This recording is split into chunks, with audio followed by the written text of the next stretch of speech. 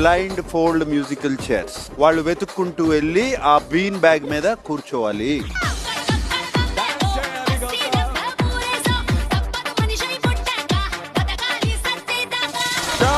వెతుక్కోండి, కూర్చోండి. ఇప్పుడు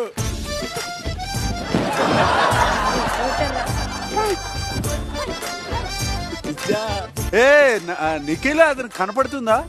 ఇలా చూసుకొని కింద చూసుకొని వస్తున్నాడు. ఇవేం అయ్యే పనిలా కనిపించట్లేవు. మెంటల్ గా వీక్. కూర్చున్నట్టున్నాడు. నబీలా, అవినాష్ ఒక బీన్ బ్యాగ్ తీసే. మ్యూజిక్.